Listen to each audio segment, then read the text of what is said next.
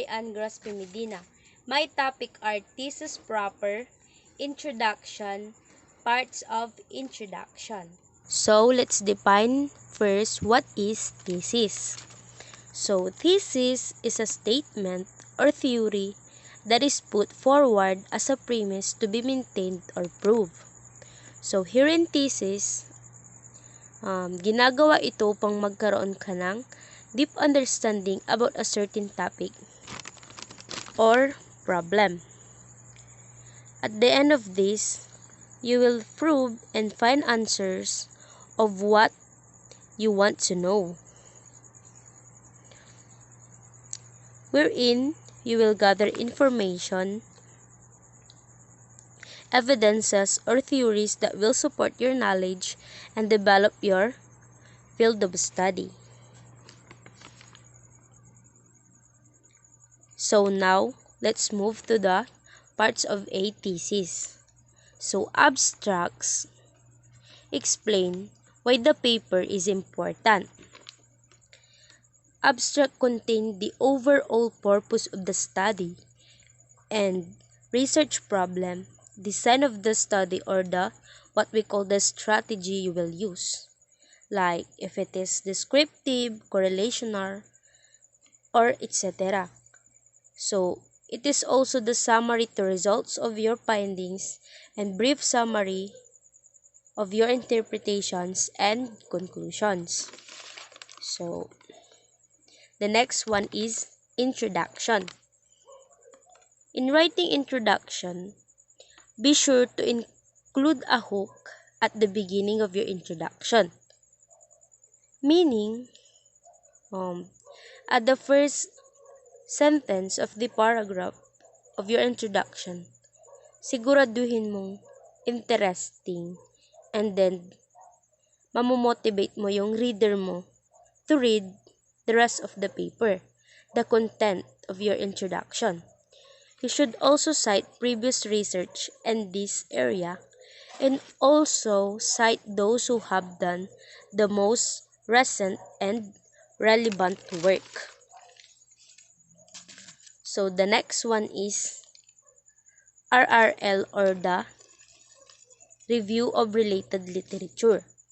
So dito is makikita mo na nakalagay dito yung mga previous research or studies wherein related or connected siya of what you are conducting.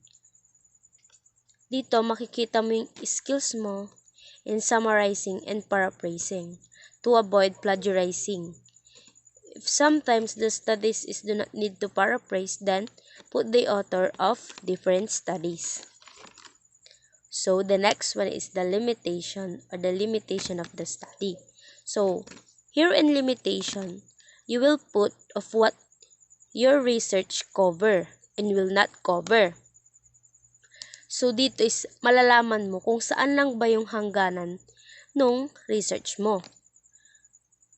Kung saan lang ba dapat talaga. Kung sino, who are the respondents or the ages that suit to your research. Something like that. Kung ano lang ba yung sakop o hangganan ng research mo. So the next one is methodology. Methodology is ito yung mga methods na gagamitin mo sa pag-conduct, pag-analyze and pag-interpret ng research studies. If your research is a case study, phenomenology, grounded theory, or an ethnography. So dito sa methodology mo yun makikita yung mga ganon. So, let's move now to results. So, results are the actual statement of observations, including statistics, tables, and graphs. So, here in results, naka-indicate na yung whole results ng research mo. Just like statistics, makikita mo dito yung mga percentage or the summary ng mga nakalap mong information. dito sa results is naka-indicate na lahat, na pinapakita niya na doon lahat ng mga ginawa or kinandak or nagather mong information. Dito nakalagay sa results. Nandoon lahat. So, the next one is discussion. So, here in discussion, start with research problem and summarizing all major findings. Yung discussion is nag-aim for a clear statement of the overall result that directly answers your main research question. This should be no more than one paragraph.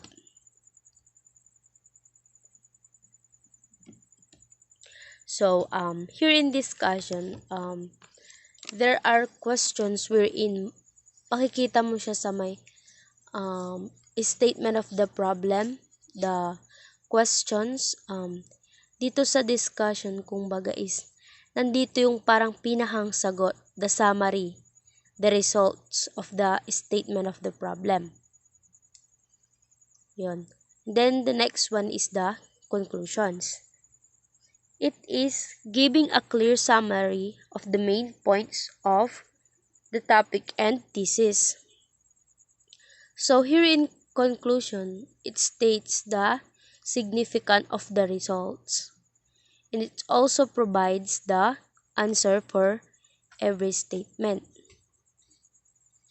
So, the next one is recommendations. These are recommended actions that should be done after conducting the study. Syempre, nalaman na natin yung problem of the study. So, dito sa may recommendation, hahanapan mo siya or gagawan mo siya ng solution or what we call the recommendation. Kumbaga, ito yung mga suggestion na dapat i-follow ng mga future studies. Dito sila magbe-base. So, punta naman tayo dito sa other parts of a thesis. So, the first one is the title page. It consists of the research title, names of the researchers, and name of the teacher. So, the next one is the acknowledgement. So, here in acknowledgement, it is about showing appreciations to those people na tumulong sa'yo or may na-contribute sa research mo. So, dito mo yun ilalagay. So, the next one is table of contents. So, in writing table of contents, first, write the title or chapter names of your research paper in chronological order, meaning naka-arrange siya. Secondly, write the subheading. After that, write the page numbers. So, we all know that. So, the next one is bibliography. So, dito, makikita or ilalagay mo yung mga source na pinagkuhanan mo. So, bibliography is may dalawa siyang format. So, it's either APA or MLA. So, pag sinabi nating APA stands for American Psychological Association, means it uses author's last name and the year of publication or page number as well. So, for example dito is may kinuha kang source, so ilalagay mo dito. For example, Field 2005, page 14. So, yun yung format ng APA. While MLA naman stands for Modern Language Association. So, it is a detailed listing of the books, journals, magazines, or outline sources that an author has used in researching and writing this work. So, sa MLA is napaka-detailed niya. Parang lahat ilalagay mo doon kung ano bang name ng book, journal, or magazine na pinagkuhanan mo. So, the last one is the appendix. So, we all know what is appendix. So, it includes survey, the questionnaire, and the interview questions. So let's move now to the parts of introduction. So, natakal na natin kanina yung about sa introduction. So, dito naman tayo sa parts niya. So, the first one is the topic sentence. So, pag sinabi nating topic sentence, it is the first sentence of a paragraph that signals to the reader what the paragraph main idea. Concisely, summarize the key idea of the paragraph. So, dito, sinasummarize niya yung key idea or the main point of the paragraph of your research. So, the next one is the thesis statement. It contains an opinion and the reason why your opinion is true. It should be specific and cover only what you will discuss on your research. So, ayun, kino-cover niya lang kung ano yung dun sa may research mo. Siyempre, lahat pa rin ng laman nito is all about dun pa rin sa topic mo, dun sa may kinakandak mong research. Hindi ka pwedeng maglalagay dito ng kung ano-ano. Sabi niya nga dito, it should be specific. Na wherein ang kino-cover niya lang is only the research. Your research. So, number 3 is the supporting sentences. So, from the word support, the root word support, so, it is a fact sentences that supports your studies. So, yun, mga sentences na nagsusupport dun sa mga naunang part ng introductions. So, malinaw naman yun at madaling intindihin. So, the last one is the conclusion sentence. Recalling main idea and adds a strong ending to a paragraph. It is the summary of all and it is a final and a conclude thoughts. So, we are all familiar with a conclusion na banggit ko na rin kanina. So, in every paragraph, so hindi rin mawawala yung conclusion. Parang dito yung final na, yung talagang na-finalize mo na.